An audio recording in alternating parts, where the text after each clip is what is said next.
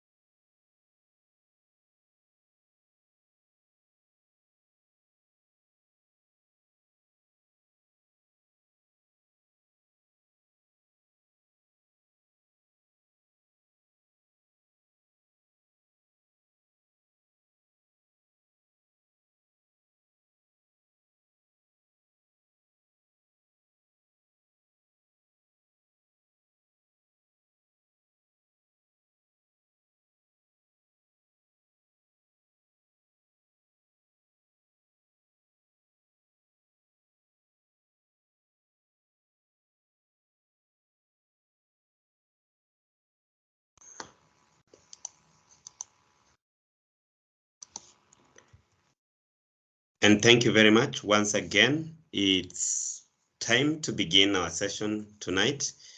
We are ready to begin. And so without much ado, I would like to request one of our leaders here to just lead us in a word of prayer before we begin officially.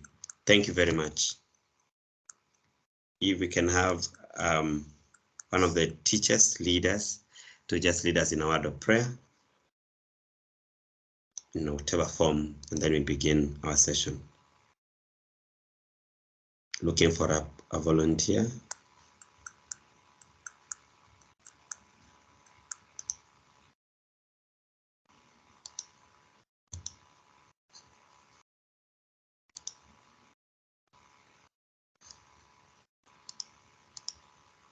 And if there is no volunteer, I'm going to nominate someone.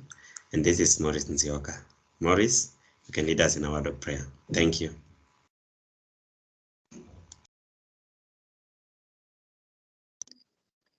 Mr. Felix, allow me to be off the camera because we don't have electricity.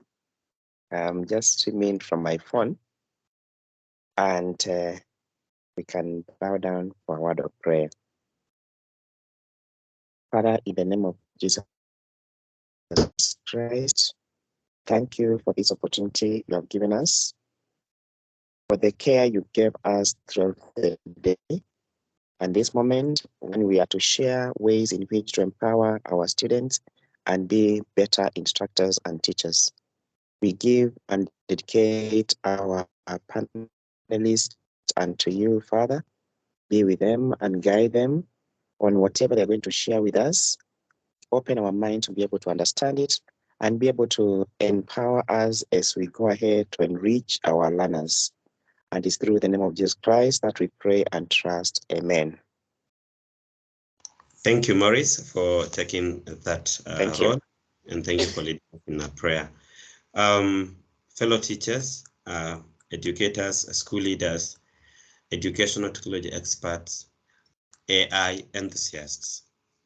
Allow me to begin this session by giving an instruction. Number one, I would request, unless you're a panelist, that we keep our cameras off so that we can be able to first save all our data, but also to ensure that we give limelight to the speakers who are going to be speaking to us.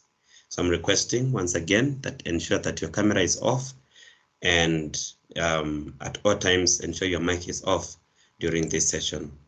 Number two, I'd like to mention with all due respect that all this session will be recorded, and so it's important that I seek your permission even as you do so. If you're not comfortable to join a session which is recorded, then I cannot keep you here. I have to respect you and allow you to exit. But at the moment, I just want to confirm that this session will be recorded. Thank you very much, everyone, and thank you for joining us for tonight.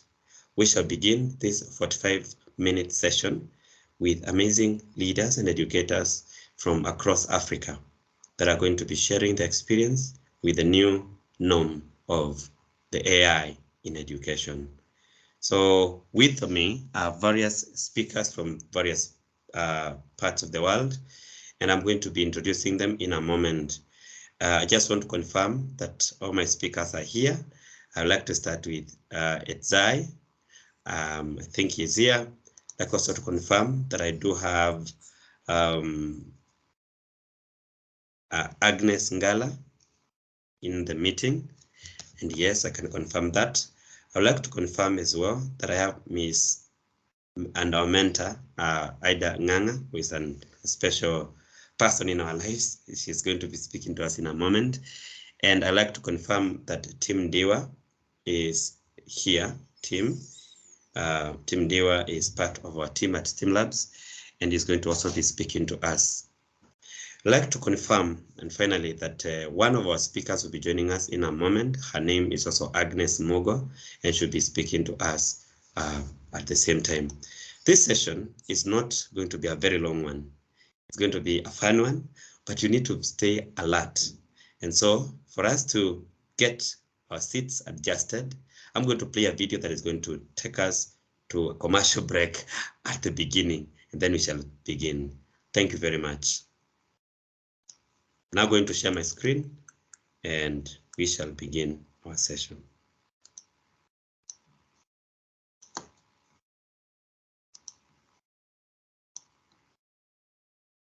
Boniface Muller, please ensure your mic camera is off so that you do not miss out.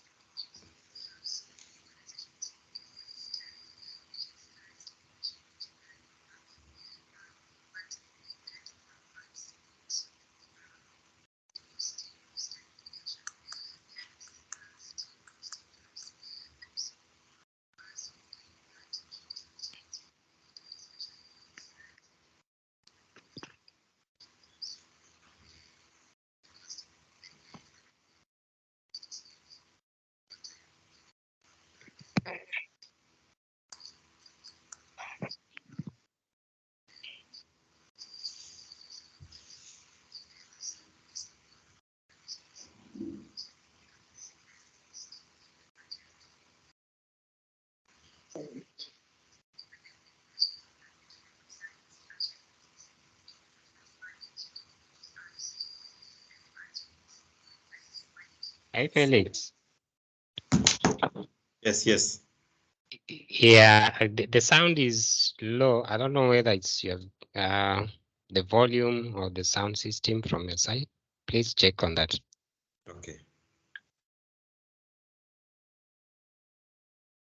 I have an idea. How about we just drop that and we just begin?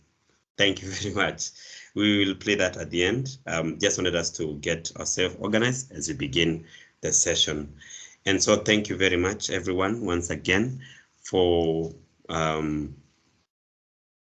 joining us. We begin our session immediately. And I would like to take this opportunity to introduce our panelists for the session. I did start sharing some of their photos, their images on our platform, that is Education, EdTech and Innovation community.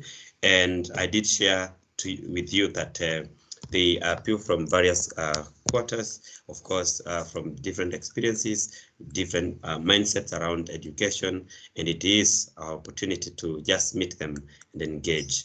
I would like to start with the first the first one. I'm going to just confirm she's been having some issues. Yes.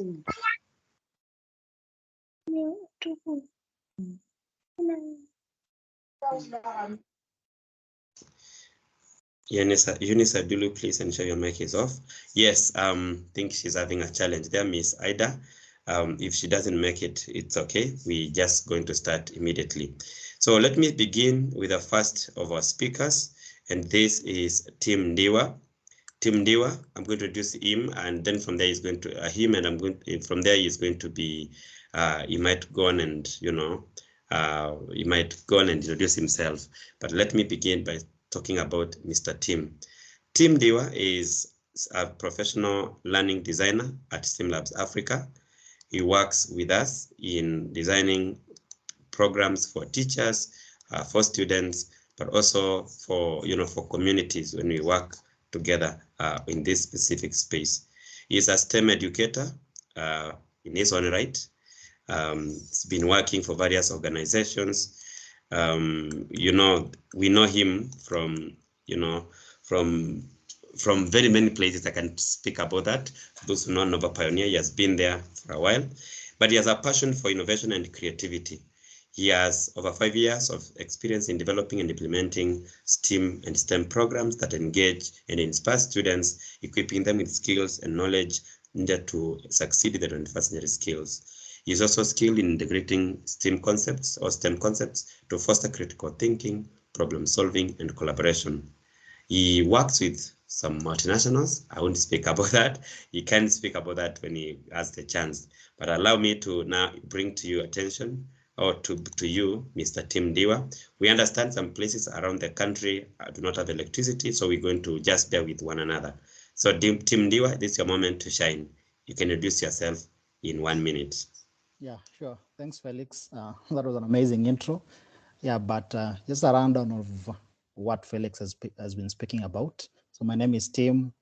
I like to describe myself as an educator, a learning designer, and also an enthusiast when it comes to STEM and technology.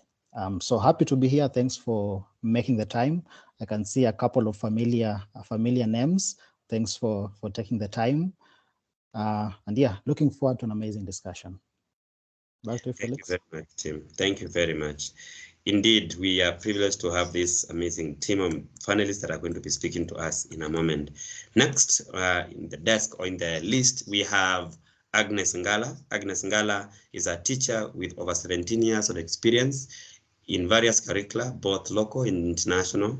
And when you say local, it means in Kenya, and internationally talking about IB, IGCSE, and Excel, and others. She's a passionate educator who wants to see educational world thrive in the lives and in the eyes of the learners. She serves as an art and design teacher at Rusinga Schools, Nairobi. But over and above that, she is a passionate AI enthusiast with a great desire to change the lives of the learners in her care. Welcome, Agnes. Introduce yourself. Thank you for that introduction. Hello, everybody. My name is Agnes Ngala, and as you've heard, I'm very enthusiastic about artificial intelligence and where our learners are going to go from here, because that is our new frontier, and I know we're going to thrive. It's great to be here. Thank you for having me. Thank you very much, Agnes, for joining us tonight. It's a great pleasure to have you here. Allow me to move to the third panelist, and this is, I'm not going to say the name well, I'm just going to say the first one, Ntai. Ntai is from the Southern Africa. You might confirm he's from Botswana or Zimbabwe or from South Africa itself. but Enzai is a passionate educator, you know, who has been harnessing the power of technology to solve some of the Africa's most pressing challenges while addressing SDGs. As a mathematician, he empowers African learners with problem-solving skills, and he has developed a program we call MathG. MathG is a mathematics platform which you want to experience, and you'll be speaking about it, a little bit about it. I did share his information on the platform, but I will continue and say the following. Mr. Edzai, having developed the online AI supplementary planning platform, that supplementary learning platform, MathG, that supports remote learners, has been an education evangelist who teaches mathematical thinking as a life skill, and this has seen him recognized by Belinda and Bill Gates Foundation, or what we call Bill and Melinda Gates Foundation, as a goalkeeper, and also been recognized in various other platforms, including the one used to be run by Archbishop Tutu, what we call the Leadership Fellow. And then the SABC, that is South Africa Broadcasting Corporation, Ambassador for STEM. He has also been able to participate in Agenda 2063 Champion for Skills Development, and also for SADC, which you know is South African Community Protocol for Gender and Development Award. He has been awarded for that, for contributing to women's empowerment through education. MathG has received a lot of praise from various quarters, being top in 2019, being top 40 African and EdTech innovations, MLab Gap education, among others. If we talk about Edzai, we will find that he is the co-founder of the Education Support Forum, which is a non-profit entity for helping organizations achieve impact in their targeted CSI beneficiaries. Mr. Edzai has addressed many local and international fora, such as the Mobile 360 North America, South Africa EdTech Summit, which is something we are participating in at STEAM Labs, and the United Nations Youth Skills Day. He is currently completing his master's in Applied Leadership and Management at Arizona State University. We all know Arizona State University because of President Ruto. So now it gives me much pleasure to bring to you Mr. Edzai. Sure. Thank you very much, Felix, for the very long introduction. Yes, so it's a pleasure to be here. I am Zimbabwean, but based in Johannesburg, South Africa, where we are involved in education and generally human development through our various vehicles, which is the MathG platform, which is a remote learning platform where learners can go in and ask questions whenever, 24/7, and they get help. So it's a free service that we offer.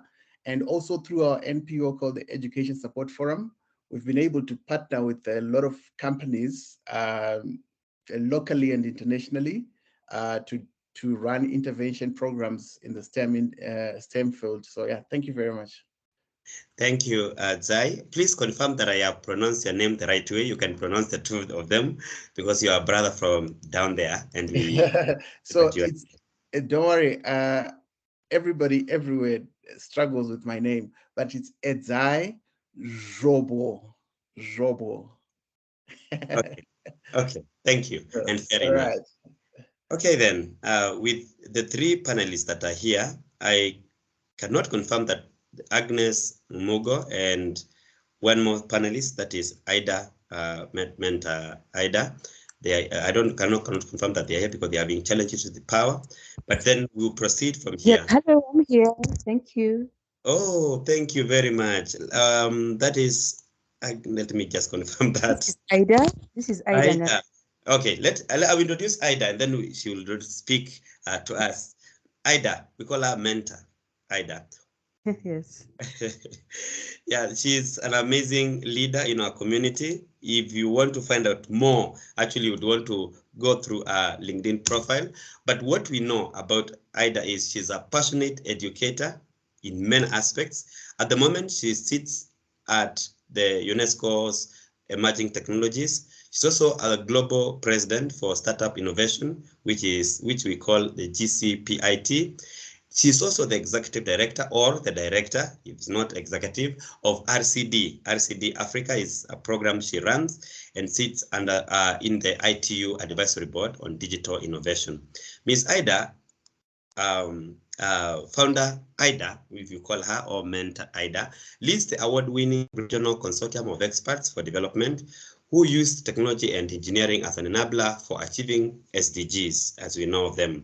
And she's also the regional head, as I mentioned, for the Anglophone countries in Africa for UNESCO's Evangelic Technologies for Development, and it's based in Bordeaux. I am saying it the wrong way, in France. She's going to tell me. She's an active and is very active in innovation ecosystem, and she will speak from various places, various meetings and opportunities. My first experience with Ida was during the Scratch Africa conference, but of course, before then I had heard a lot about her. She's committed to putting a spotlight on startup development, innovation, youth mentorship, technology transfer, gender inclusion, and stakeholder engagement and intercontinental collaboration.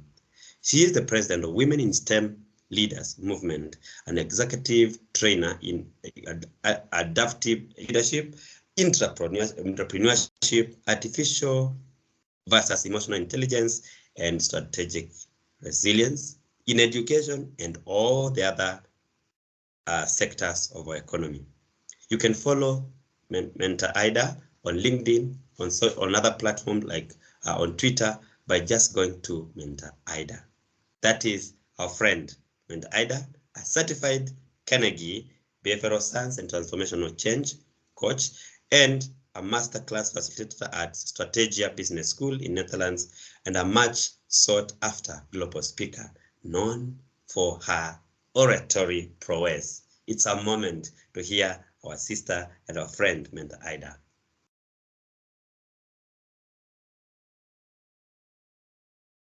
Ida, are you there?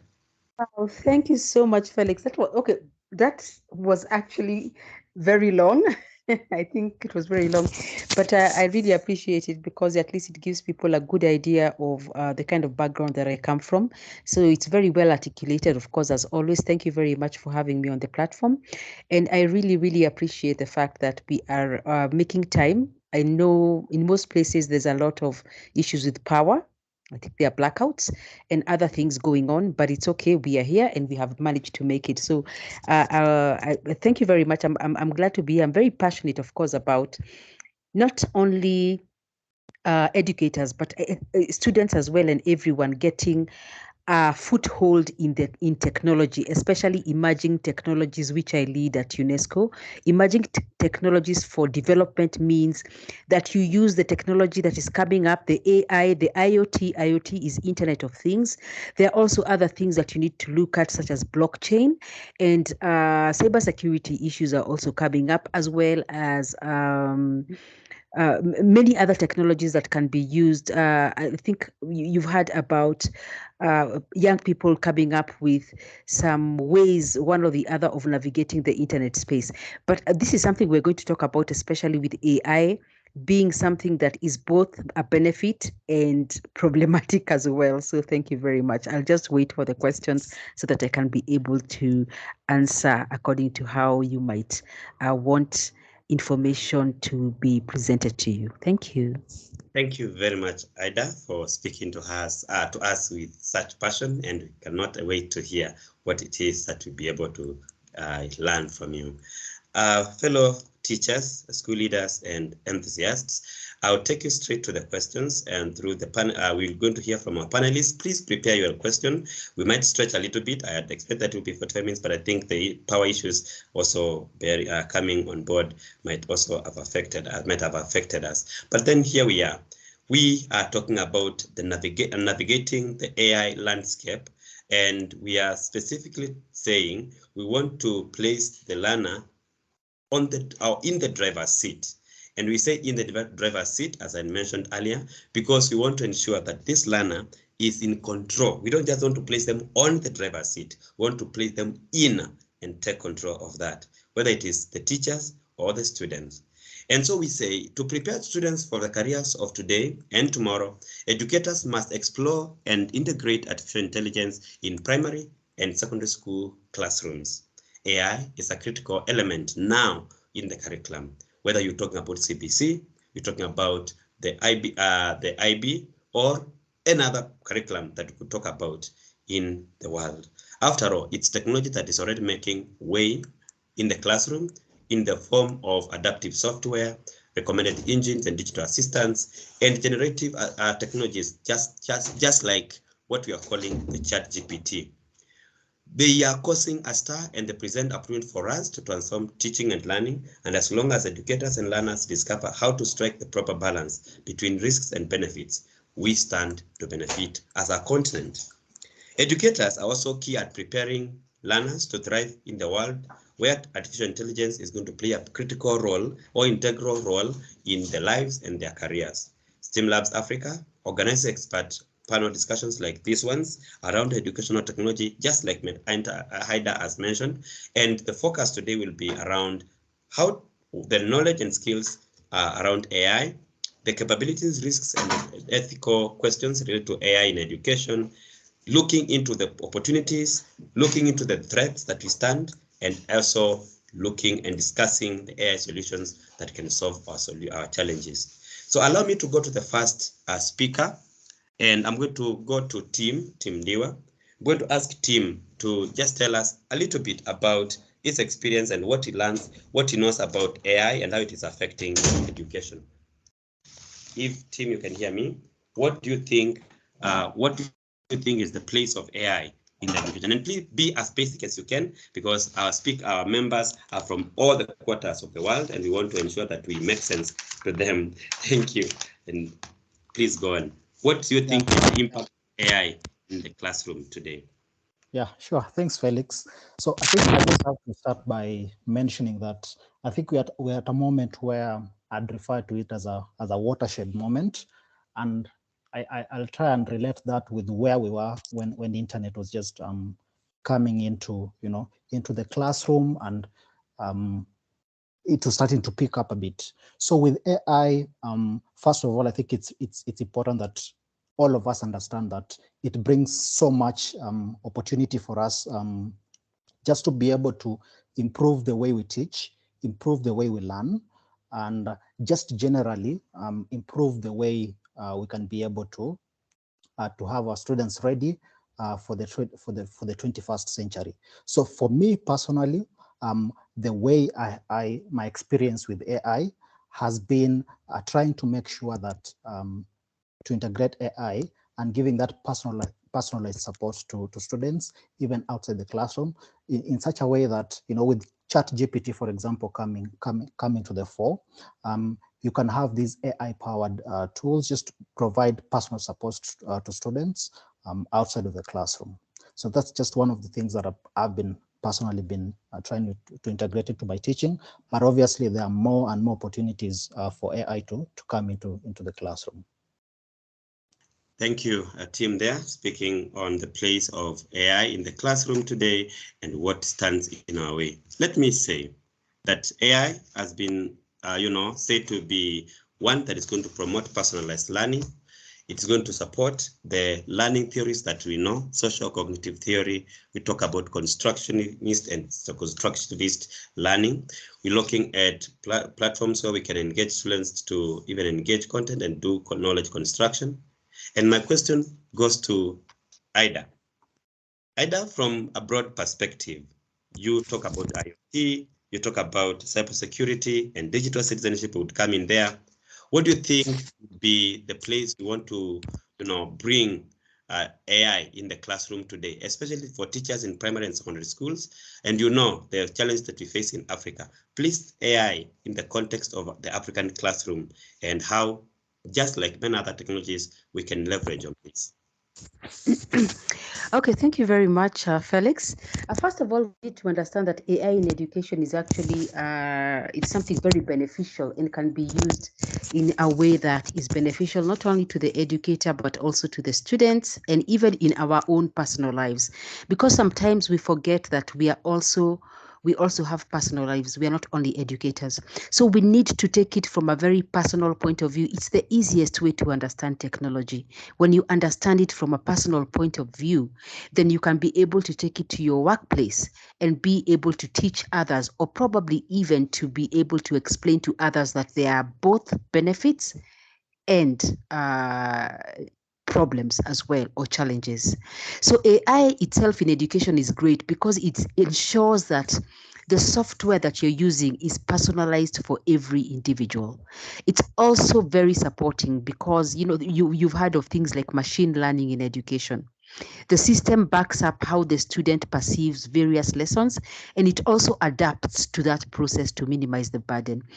So machine learning basically means that the more information that is fed to the machine, the computer, or any or the gadget that you're using, the more information that you feed it, let's say it's about students, the more it learns more about the student and can be able to adjust the learning to fit that student.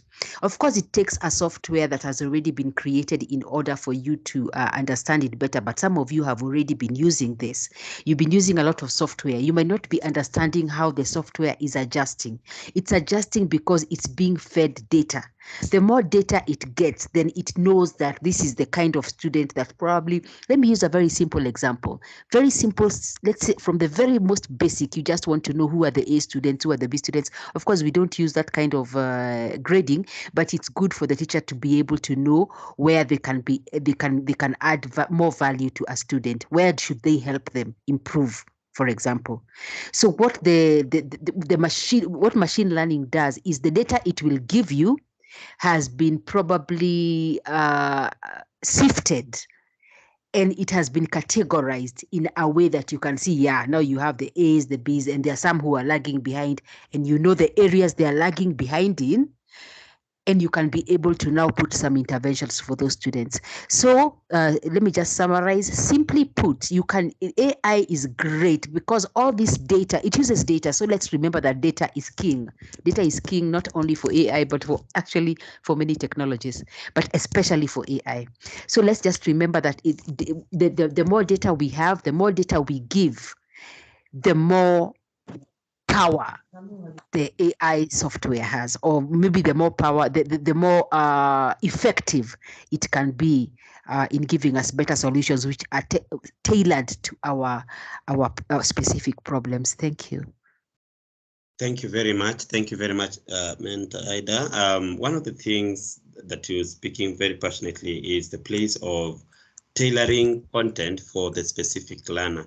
And we live in the days where personalized learning is a critical aspect of what we are doing in the classroom. Whether you're working with 100 or 50 students or 10 students, we want to be able to ensure that the learners, gain knowledge based on their best ways, their learning styles and their learning pace. And so AI, according to Ida, will ensure that you're able to, prepare learning for that learner specifically and according to their need.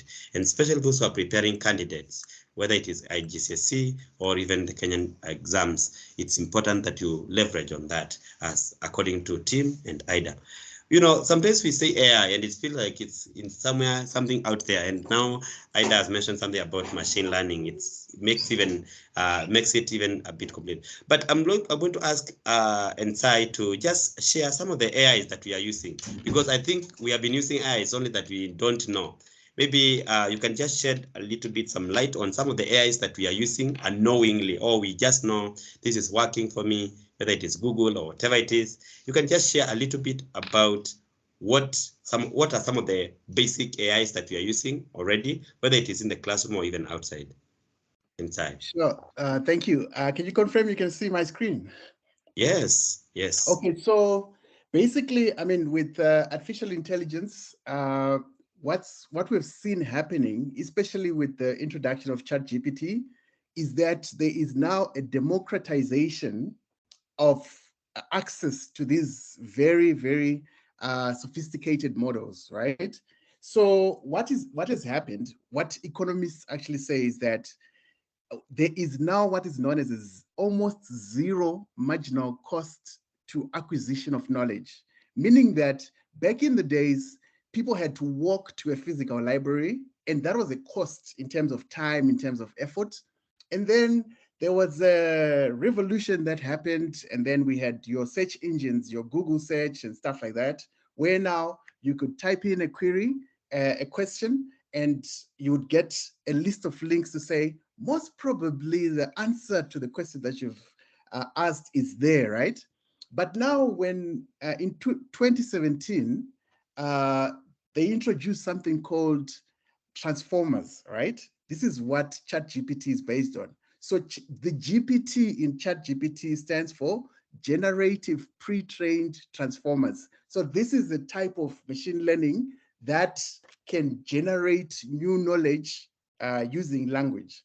So we at MathsG have always tried to be at the forefront in applying these emerging technologies.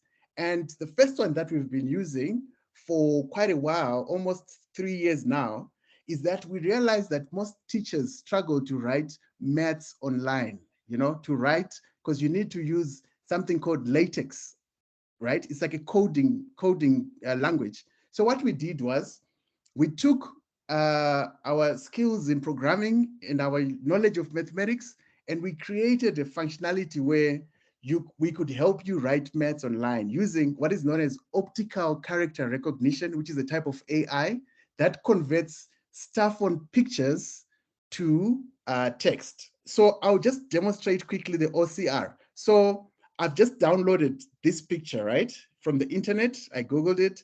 And then if I go to MathsG and say, okay, let me search on the MathsG database if they have anything. This is called Euler's equations. Those of you who've done maths will know this one. So what you do is you just come to MathsG and say, image search. Okay, this is my download. Now, I want you to see what happens here. So once you search like that, can you see it here? And then the code is here. So that means that we give you the code that generated this, and then you can actually use this in your Word document or any other documents that you're using to actually write. So you can do this for any maths problems.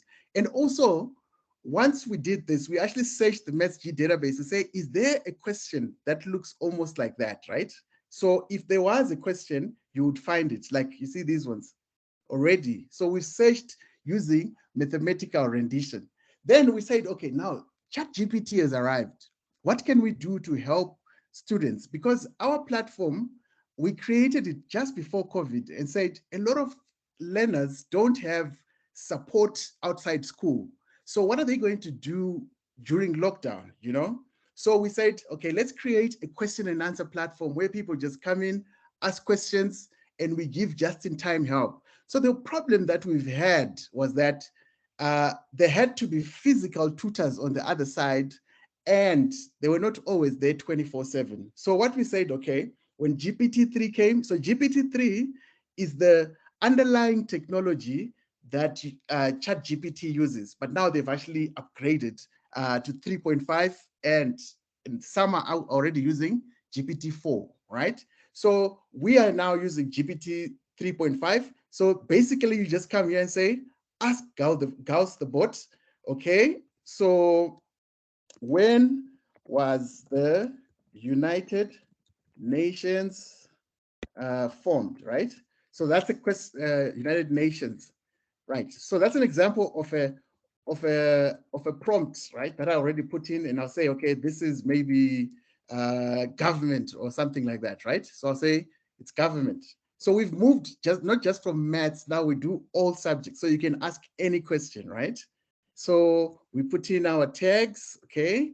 We need 3 of them. Then we say, post the question like that. So boom, there you are. Instant answer. Can you see that? So you can do that for any type of query. The same way that ChatGPT can respond to you is the same way that MathsG can also respond to you.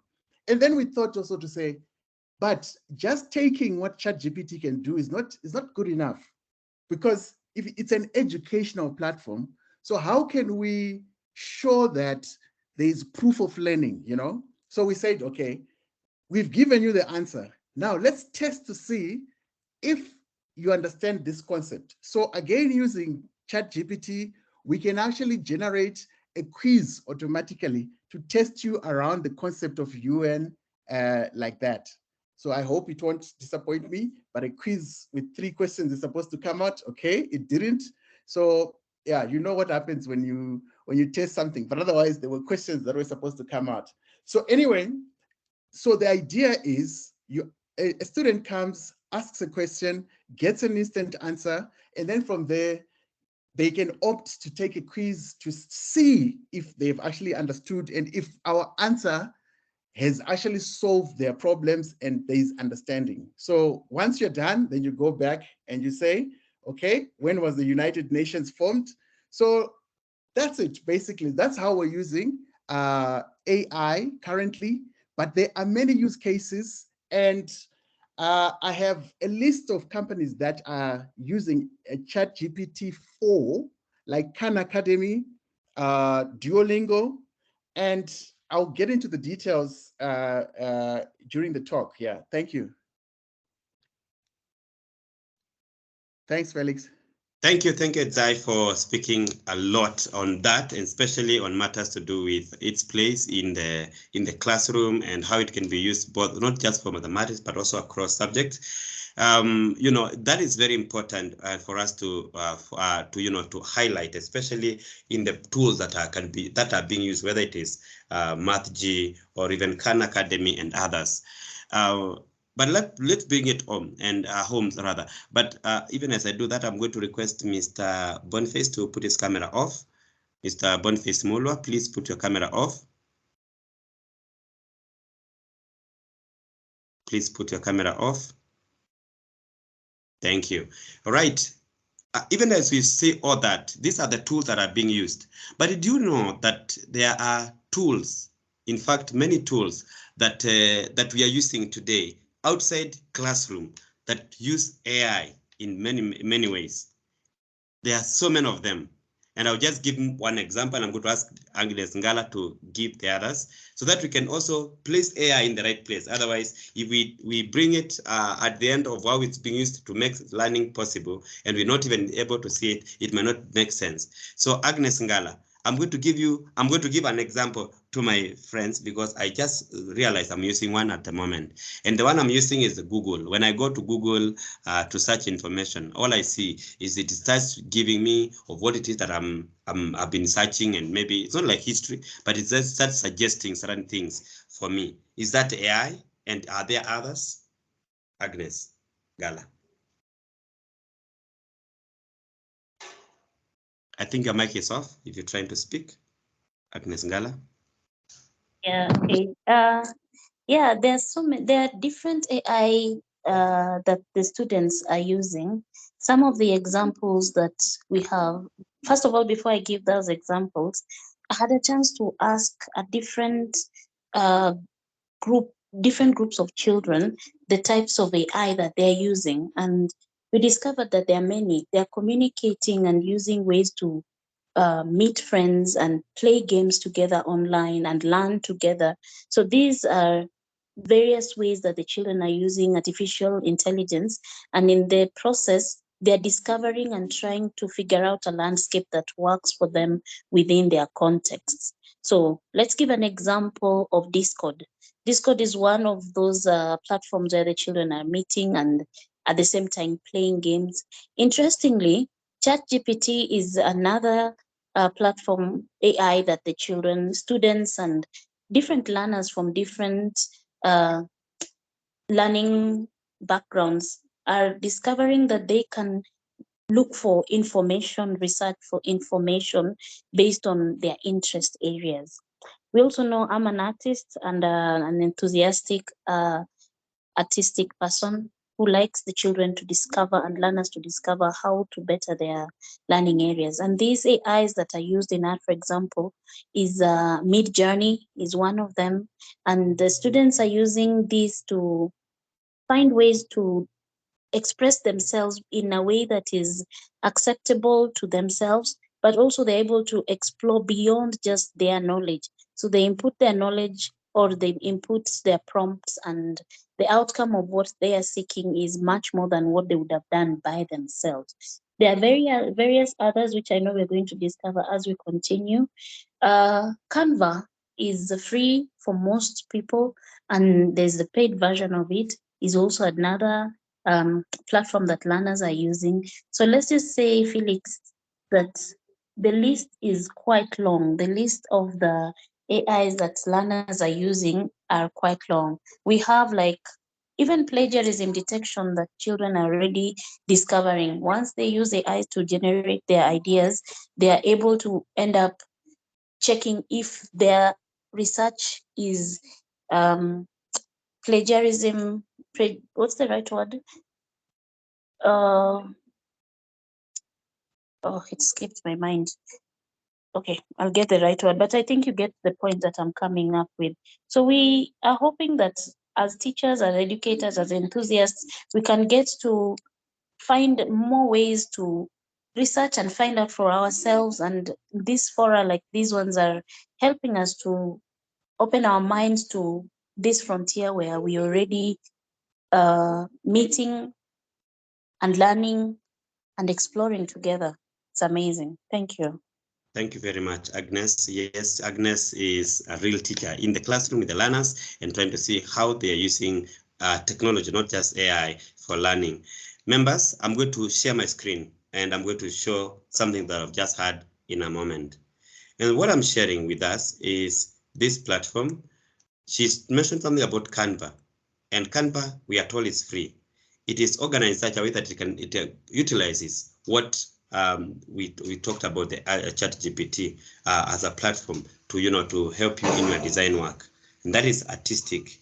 Mr. Edzai mentioned something about the platform he called the MathG, and MathG again is another one of the platforms that we can also look at, and it's MathG, yes, and you can see how to support learners in their own learning, or even as teachers as we curate content. And then there is now what you're calling ChatGPT. And someone who is hearing this for the first time might be wondering, what is it that we are saying? I'm still having my panelists, but let me speak about this so that we are on the same platform. So ChatGPT is one of the newest platforms that use what we call language model. I'm trying to make it as simple as I can, and they can actually write essays for you. I'm giving an example, and I'm going to say, for example, give me a topic. I'm going to just pick a topic, and I'm going to say,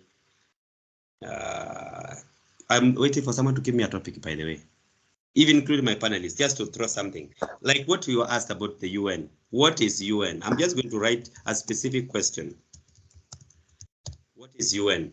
And once I ask that, it will give me information in form of text. It's a conversational AI. It's a platform. It's a better version of Google. The Google searches and then it give you information. It can give you various answers by regenerating. Again, you can also be able to generate information. And imagine those teachers who ask questions for learners to be able to name or list or say the effects of ABCD, whatever thing that you're asking. The students can go to this platform and they can use this. You can ask them about an essay about, write an essay about what? About Kenya. And it will be able to generate an essay for you within a twinkling of an eye. This is what we are saying. It's happening in the world. And this is what is coming to our classes. Will we continue? Whether we're talking about CBC, IB, IGCSE, will we continue the same way we do? What are the opportunities that stand in our way, apart from this, what we are calling personalized learning? What other ways? What about assignments? What about lesson plans? And I'm calling my friend, Tim Diwa, to bring it to our floor, because we are doing this in our classes today, and we are able to do projects with this. We can use this in projects. But how can we design our lessons with these tools? How can we use these tools to design our lessons? Mr. Tim. Yeah, thank you, Felix. So I think it's really important for us to, first of all, consider the fact that when we mention AI, for us as educators, I think it's really important for us to look at it from a perspective of, this is a helpful tool, just as Ida mentioned. Look at it from the perspective of a co-pilot, and how can we leverage AI to be able to improve the way we teach and the way our students learn. So just a couple of things that I feel, or we could bring together with AI into the classroom. And one was mentioned by one of the panelists when he mentioned about Duolingo. So Duolingo is an app or a service that just enables us as humans to learn different other languages. So one of the ways we can leverage AI, and this is especially for the educators teaching languages, we can be able to leverage AI just to improve the access to the different languages. So let's say you want to teach English to a non-native speaker. We can leverage AI to be able to help us teach that, and just to be able to enable our students, just improve their English skills. And this also works the other way.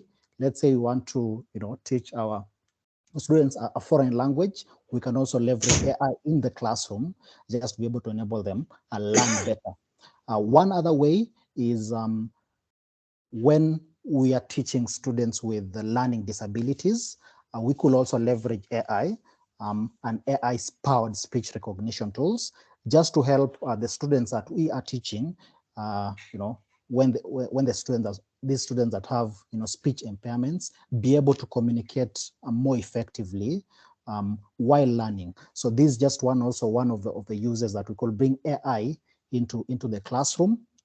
And the last one that I'll just speak about, and this is very specific to a Kenyan perspective, but you get to a point where some schools don't really have enough teachers. There's a teacher shortage in some areas, and this is where AI-powered chatbots like ChatGPT could really plug that deficit by just bringing this personalized learning that we're mentioning to students when a teacher is not available, and the like. So AI is a good thing, and we hope that we can be able to bring even these more into the classroom and be able to support the way we teach and the way our students learn.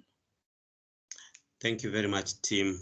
Tim speaking about languages, teaching of languages, inclusive education on assistive technologies, and how we can support learners with disabilities, to teacher support, especially where we do not have enough teachers. So it's time, guys. It's time. We need to see how we can leverage on this, according to Tim. We stand at a time when there are many threats that are standing in the way of teachers. So some teachers say, will technology replace teachers? But some people are saying, no, technology will not replace teachers. So how do we walk this direction?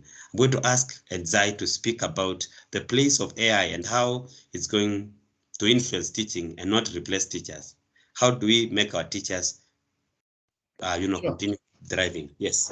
Thank you very much. So yes, you'll find that with any technological revolution, there are jobs that are going to be affected, but then new jobs emerge, right?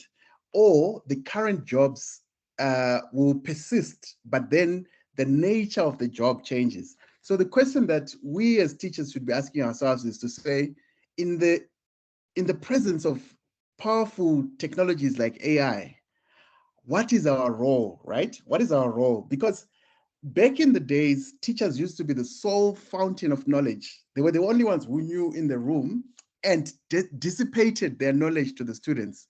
But now, the student has all the knowledge at their fingertips, right? Because we cannot outdo Google, we cannot outdo ChatGPT. So how can we curate knowledge acquisition in such a way that we help our kids to navigate in this sea of knowledge, right? And it also takes education ministries as well to say, how can we actually transform and recalibrate our curriculum to include these things? Because kids know these tools, they are using them, and the system is too slow to change, to catch up with the students. So it's important that we change ourselves and mutate with the technology. So you find that like the Khan Academy use of AI, it's stressing the point that we don't want to replace teachers.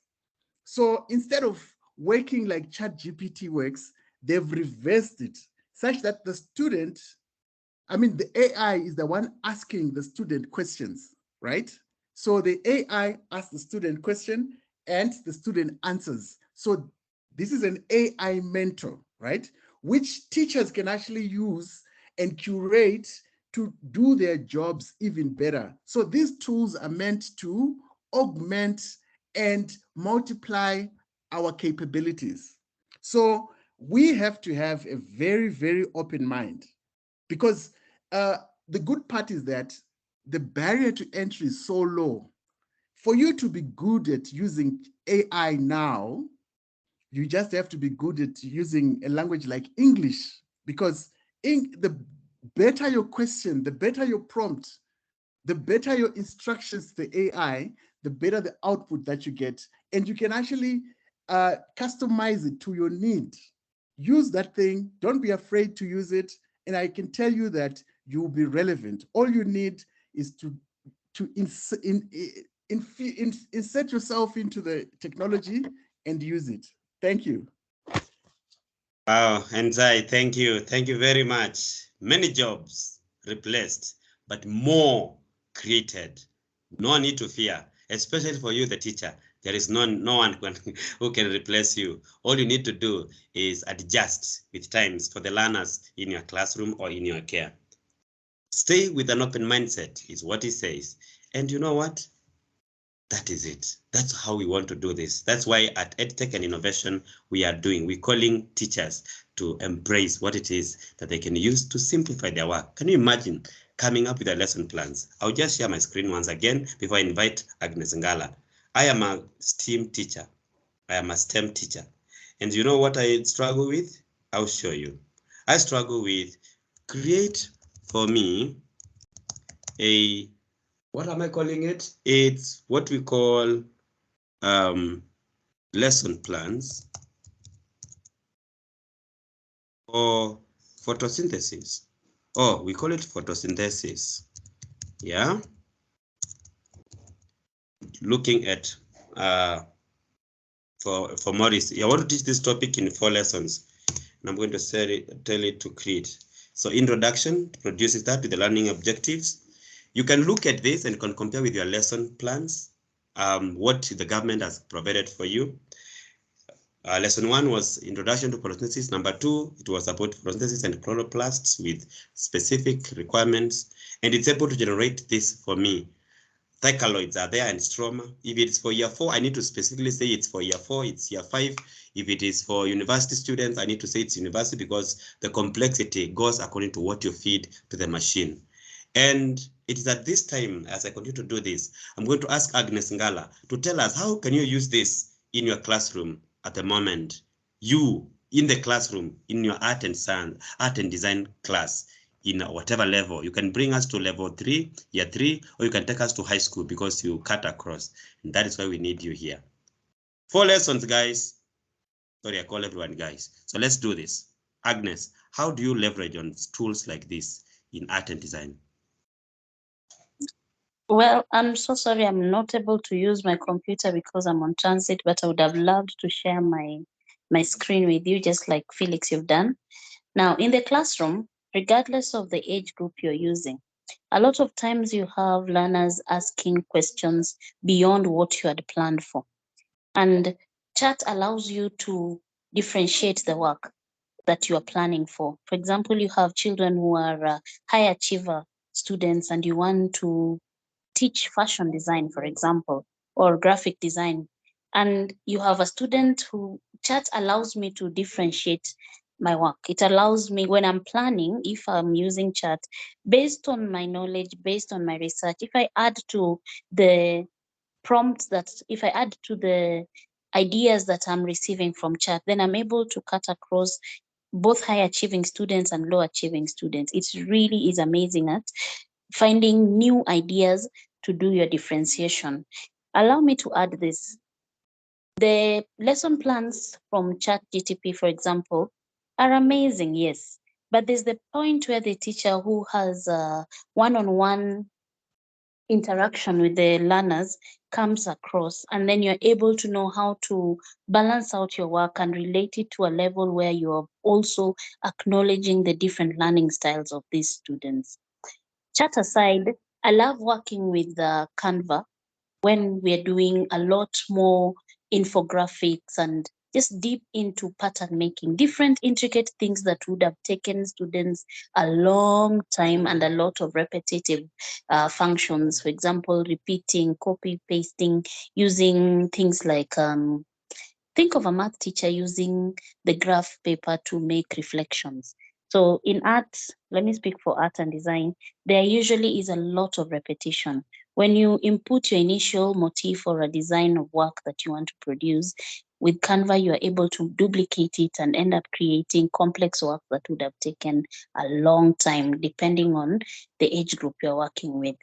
The other thing I must say is that there's this new approach that I'm already practicing in class, especially with high school students, where the students create their original designs on paper and then find ways to make their work outstanding, and then just to make them to make sure for the students that they're able to have artwork that is of global standard, for lack of a better word.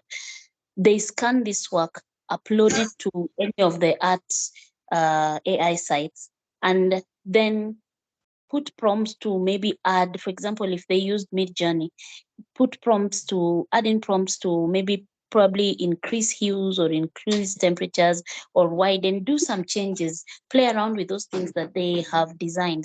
So it allows the students to be, one, original, and two, leverage on technology to elevate their creations to another level. So yeah, those are some of the ways we're using this AI in classroom today.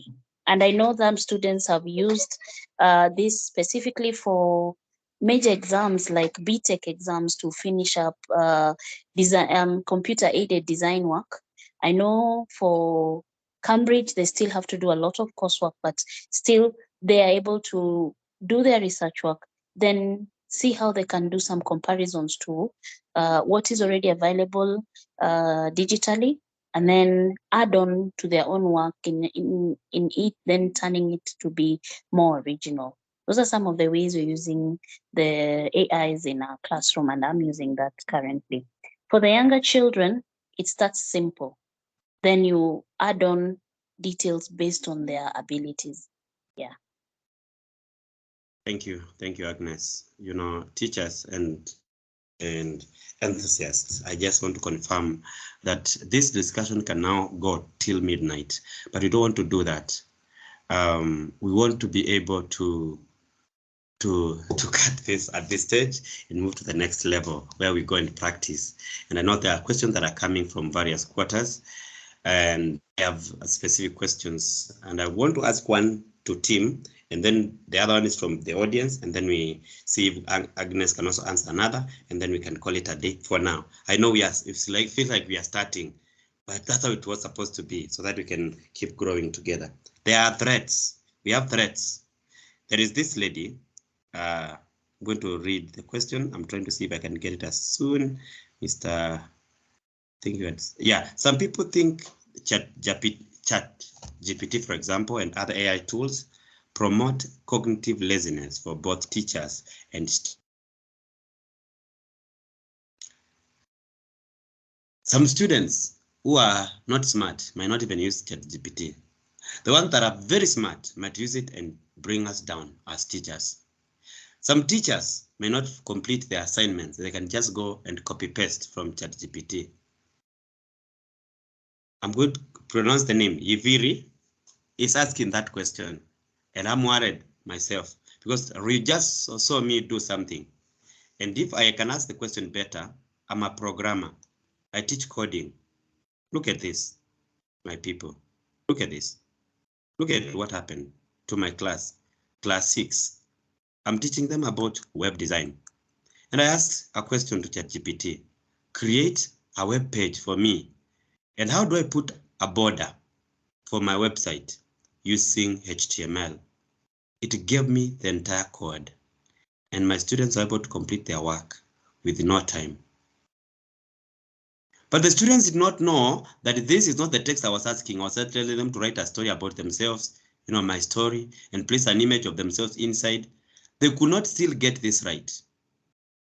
So they pieced this. And we have seen someone in the chat has also shared the platform you can use to check if someone is plagiarizing using ChatGPT. But on top of that, we know plagiarism has always been here. How do we deal with the threats when this comes? And instead of dealing with threats, we start, leveraging and using this.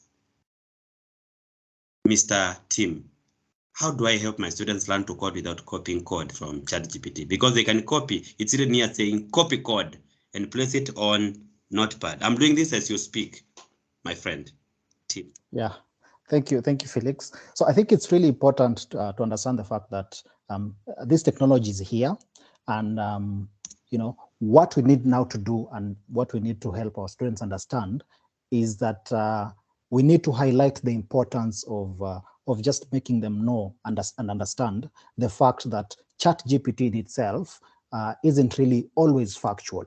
So we mentioned that ChatGPT is a generator. So what it does is just tries and hallucinates. I'd call it hallucination. It tries and hallucinate and tries to predict what the next word could come. So if you're prompting it, for example, to write something about the UN, it tries and pulls from its large, the language models and tries to predict. So we need to make our students understand that ChatGPT in itself is not factual, but it's more of a starting point, right? So when they prompt, for example, ChatGPT, it's more of a first draft, and what they need to understand now is that they have to continue improving that.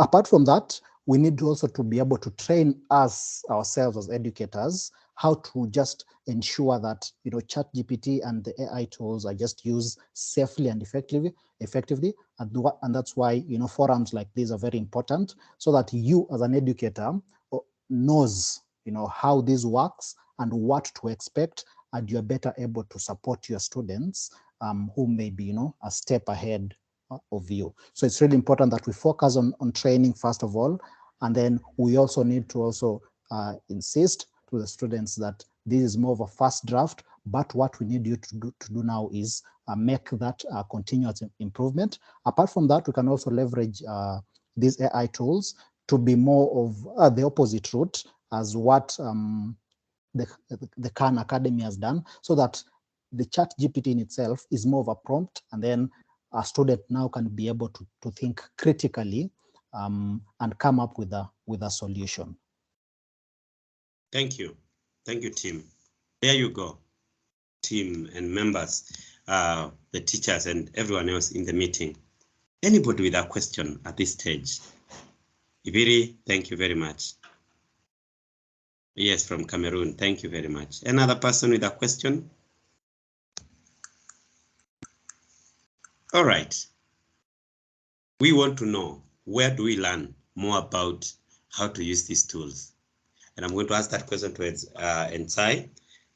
Then we'll have Raphael. Where can I learn more about how to utilize this? Because a student who is not, or the teacher who does not, you have the tool, yes, you have ChatGPT, but if you do not know how to place it in the right place, how you don't even know how to do it, to work with this, where can I develop myself?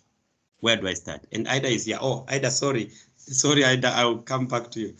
Oh, sure. All right. So basically, learn by doing, right? That's the only way.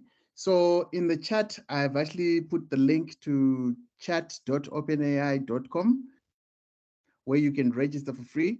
And I think, Felix, you're going to be able to just send everybody the list of all the AI apps that we can share with you. But the idea is, don't hold back.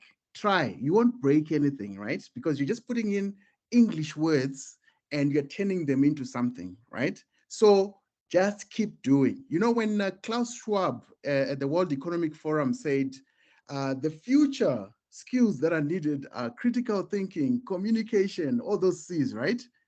Collaboration. Now, this is the time for critical thinking, because basically what you need is to be creative, right? The quality of your question, the quality of your prompt, and the criticalness of your question is what determines the output that comes in. And because we've got the basic language skills, we will be able to use these tools without any problem whatsoever. So please don't even hesitate, go in. And the good part about AI is that it is so ubiquitous. There are 200, 300 AI companies starting every day. You get it, since ChatGPT came out.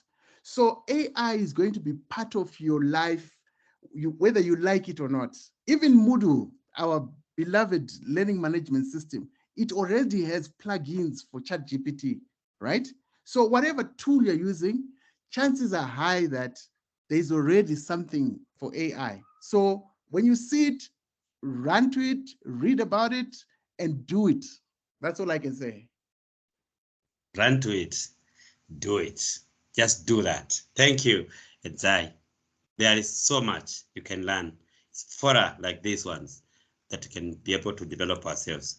There is so much we can keep learning, including Morris. I'll use Morris, my friend. We've experienced comments for at the end of the term, personalizing comments on the platform. But you must use the 3 C's, the 4 C's, the 6 C's of the 21st century learning. So the teacher becomes a learner, just like the student needs to be equipped to become as such. Communication was one of them, and this is conversational AI. Ida, please proceed.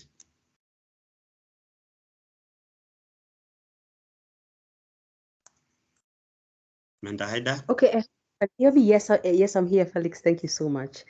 Yeah, I'm very happy that my fellow panelists have been able to describe, and of course, plus you, Felix, how some of these technologies are both beneficial and also can be a bit challenging.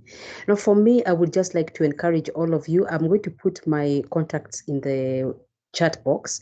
You can reach out to me because there's a training that we are running, and I actually presented as a keynote speaker at UNESCO Mobile Learning Week. That was in 2019. That's when we went into AI for young learners.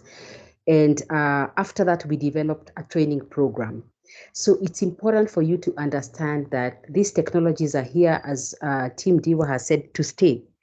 And if they are here to stay, it's up to us to actually learn first so that we can know. You have to use the technology. You cannot know where the problem is if you're not using the technology. So we empower you to use the technology. We give you trials where you use the technology and then you see this is what is the student is going to experience, and this is what also the teacher can use to give interventions.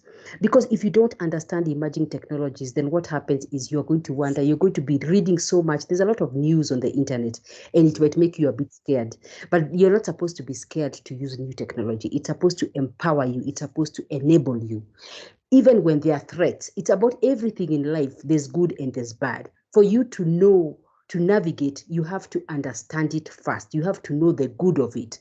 And then you can be able now to actually try and make the bad be a bit less than one would usually experience. So we want to encourage you, and we want to give you a lot of encouragement and also a lot of hope to know that this technology is here to help you as an educator. People have been wondering about their jobs.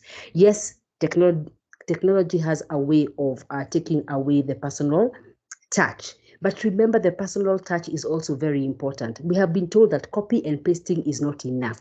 It kills creativity. So it's up to you to actually tell the learner, yes, I can see that you've written something very nice here, but I want to hear with your very own words. I want you to describe to me how we can actually, how you feel is the right way. Whatever your question is, this is the way that you get the creativity from the student. And then you prompt that, because there's something called emotional intelligence, which is actually more powerful than AI. AI is artificial intelligence. Artificial intelligence is an enabler. An enabler is something to help you make your job easier.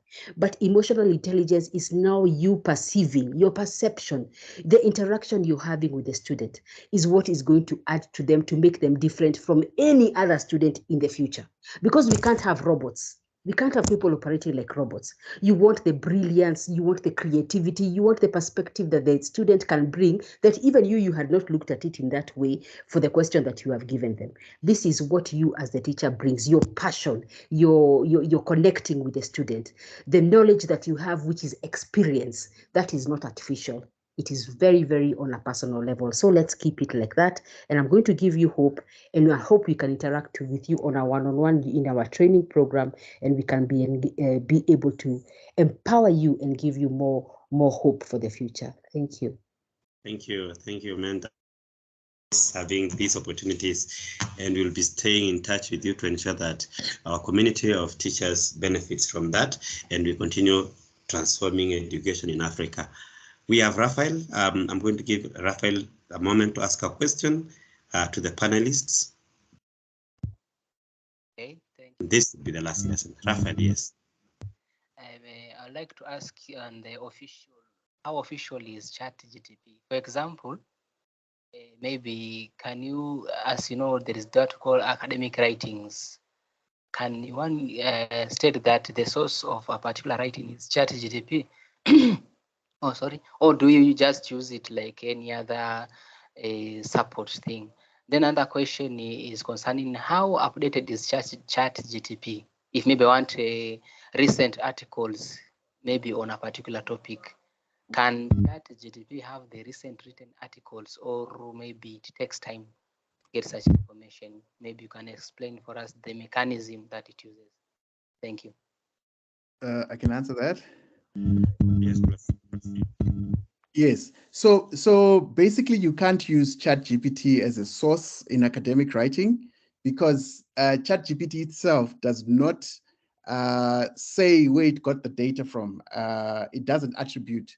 So that is a bone of contention, because right now, in terms of IP, intellectual property, it's still a gray area, because even when you are putting your information, your questions within ChatGPT, the question is, who owns that information? Because you are the one who was creative enough to actually ask the question to ChatGPT, and it gave the answer. You get it? So there's still a gray area. It's something that they haven't figured out yet. And then when it comes to recency, ChatGPT was trained up to September 2021. And anything after that, it doesn't know. It doesn't exist in its world, right?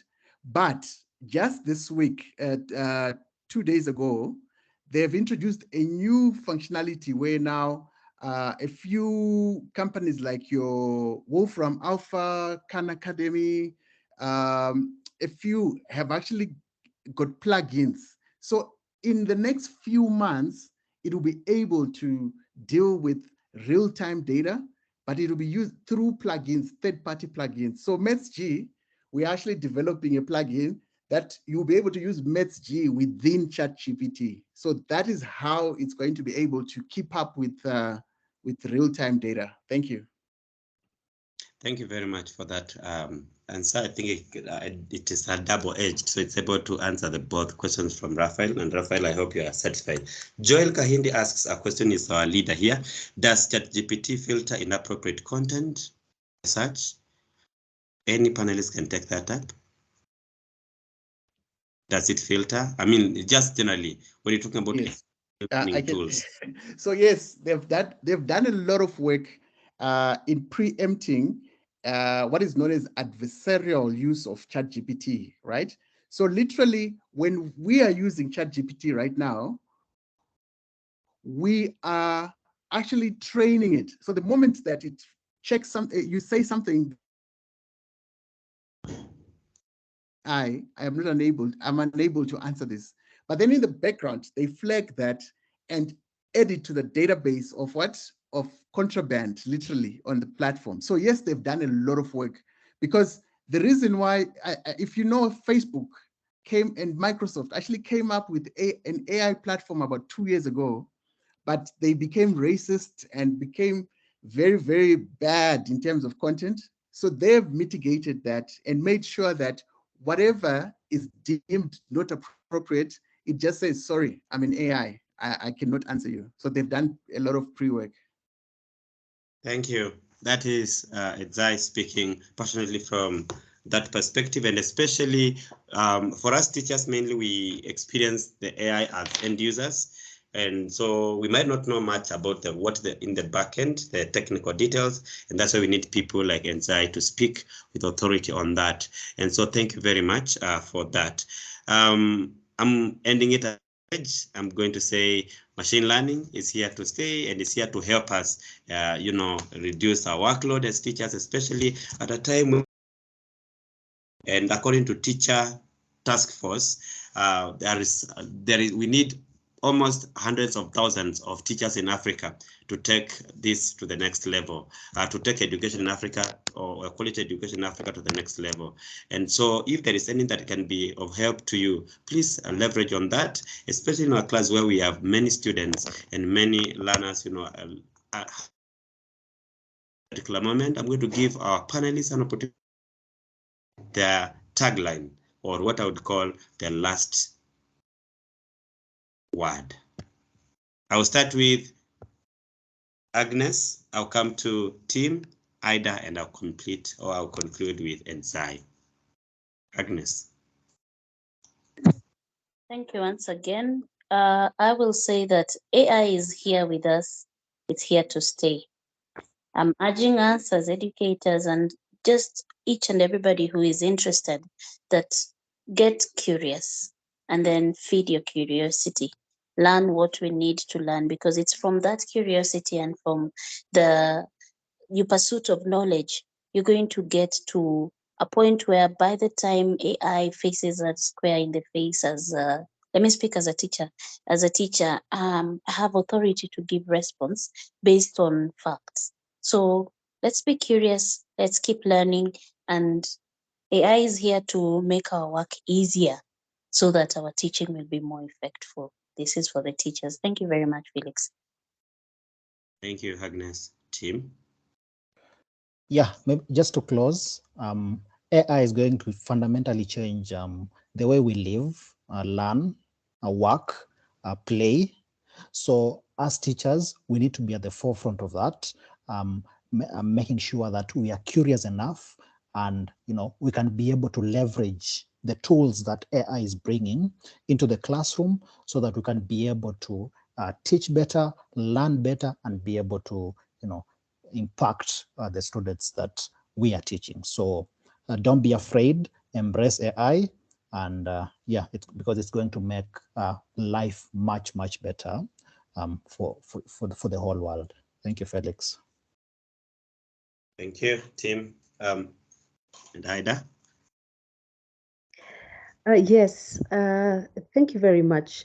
For me, my final words are, let's remember that any technology can be misused, and it's actually the responsibility of the user to secure themselves. For example, you have been securing, I believe, you have been securing your systems, you've been securing your data. You've been doing this even before. AI as we know it, AI has been around for a long time, but AI as the public knows it, as most people know it now, before it became publicized. So the cybersecurity issues that you have been dealing with, I mean, just secure your systems and your data as you have been doing as usual, such that you're not worried about using some new kind of technology and you're worried that it's going to access it's going to infiltrate or penetrate your systems, or it's going to access your data.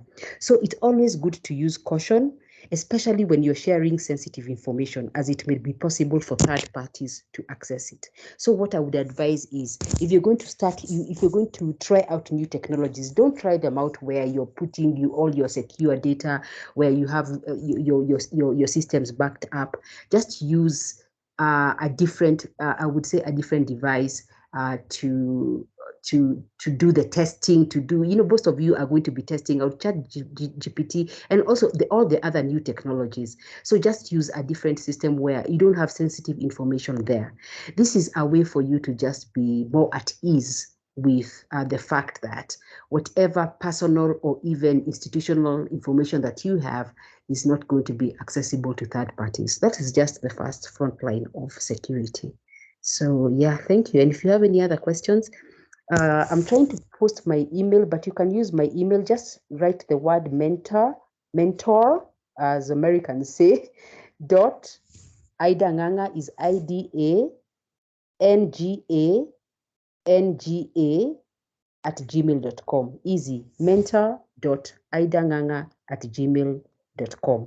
And we can now we can help you understand better through our training programs, because it's thank you very much. That's meant Ida speaking to her to us regarding security. Yes, as you sign up for ChatGPT, please ensure that what you're doing, do not just use an email that you're using, so that you are secure.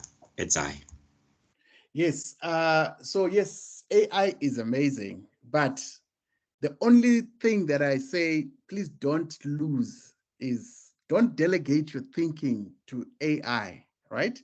Use it as a tool to help you do what you do, because it's easy to become a slave of AI, right? So that's the most important thing. So treat anything that comes from AI with skepticism. Edit, change it, but use your human expertise to improve. So that's all I have to say right now, but it's a good time to be alive. And thank you very much, Felix, for this amazing platform. What a moment. Thank you. Thank you very much, our panelists. We can just clap for them on the team clapping platform tool, Teams, Microsoft Teams clapping tool. So you can go to the reactions and you can react by just giving your moment of applause or something.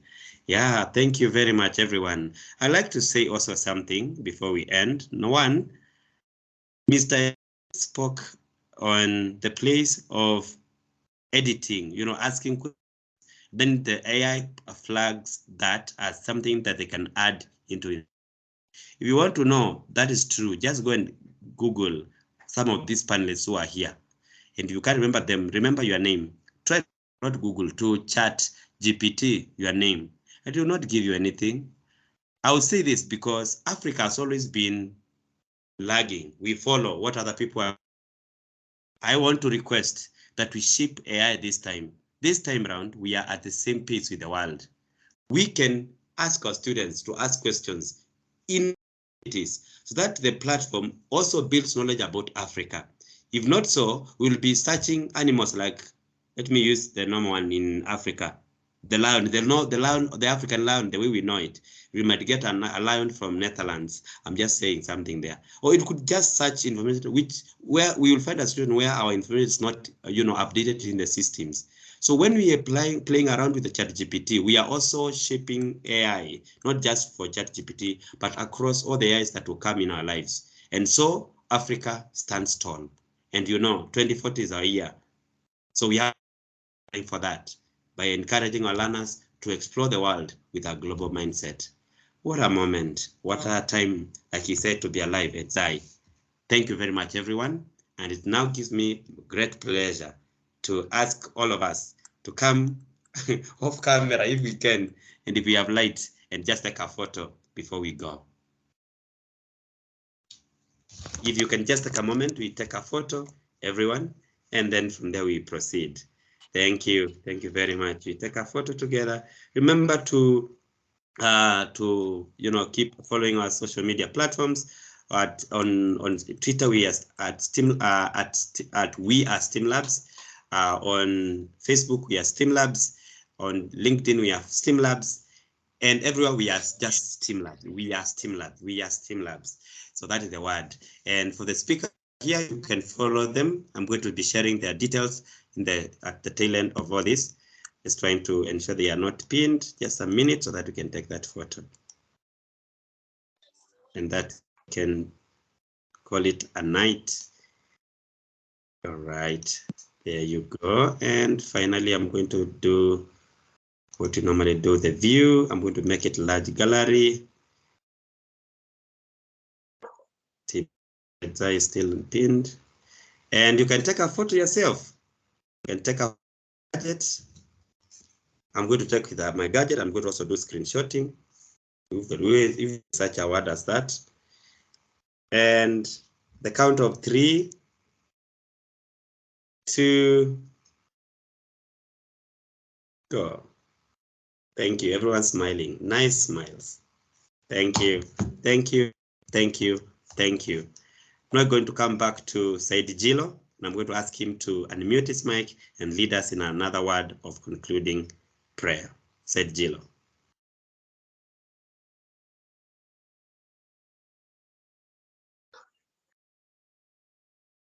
Said Jilo, if you can lead us in a prayer.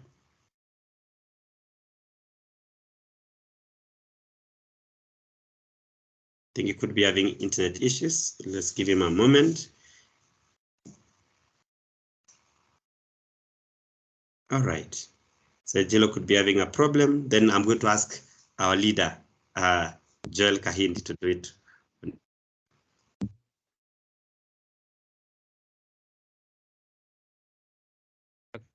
Okay, let's pray. Thank you, Father, for the wonderful session that you have enabled us to have this evening. We really appreciate the energy and efforts from our panelists and whoever was on board.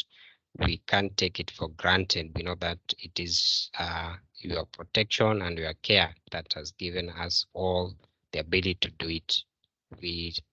As we come to the end of the session, we want to dedicate our night to you so that you protect us as we embark on other issues concerning our families. Thank you so much.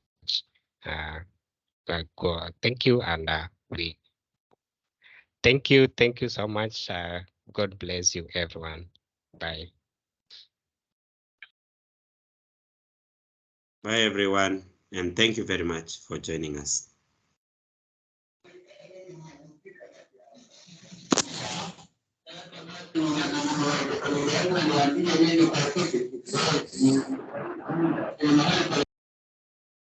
Yes, Royce Wetitu.